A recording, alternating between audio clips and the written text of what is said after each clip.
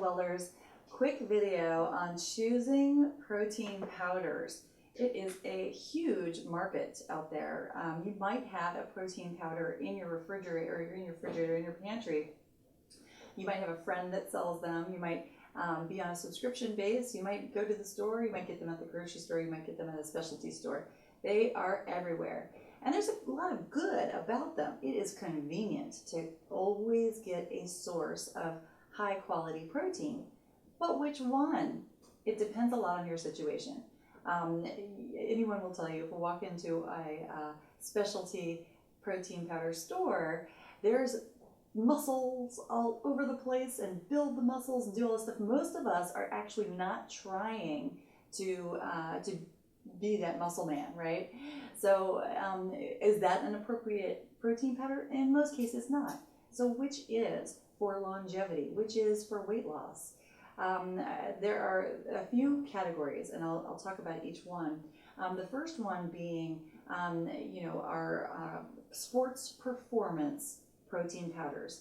That is not what we're doing today, okay? That is not associated necessarily with longevity or with weight control. That's for a whole different purpose. And if you're an athlete, good. So that would be this type of a thing. This is a branched chain amino acid, which really aids performance. It's not necessary as a meal replacement or even as a snack for somebody who's trying to lose weight. So we don't need that. Some folks are looking at having really a snack versus an actual meal. The snack might have just protein and no carbohydrate in it at all. It might be a smaller amount of calories, maybe like 100 calories. A meal replacement might be 200 calories or even more. So you've got to determine what purpose are you trying to fulfill as you choose the protein powder. Is it a meal, is it a snack, or is it for sports performance? I'm going to look at really snack proteins that are within about 100 to 150 calories. These are predominantly protein. They are usually pretty low-cal, lean, and are great for modifying. These snack-oriented proteins at this 100 to 150 calorie range are great because you can use them as smoothies or you can use them by themselves.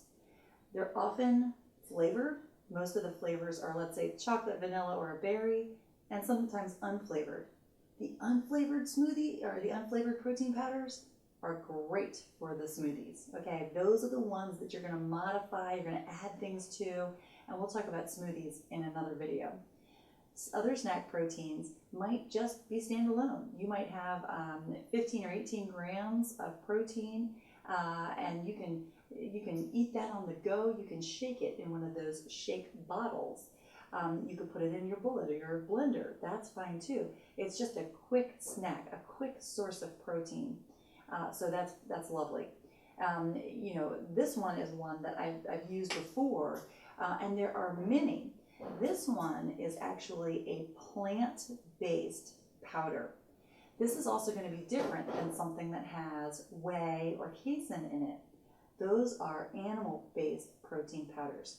The difference, and the important difference here, is that the animal-based protein powders are yummier, but they're also prone to an inflammatory response.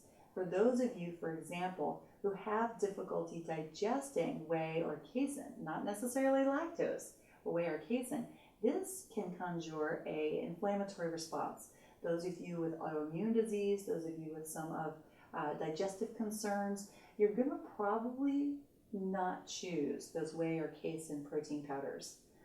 I like a plant-based protein powder because it is benign. You're getting a complete protein because they've already matched all your essential amino acids in here. So you're getting a complete protein here, and it does not conjure the same inflammatory response as the whey or casein do. Now, it doesn't taste as good either.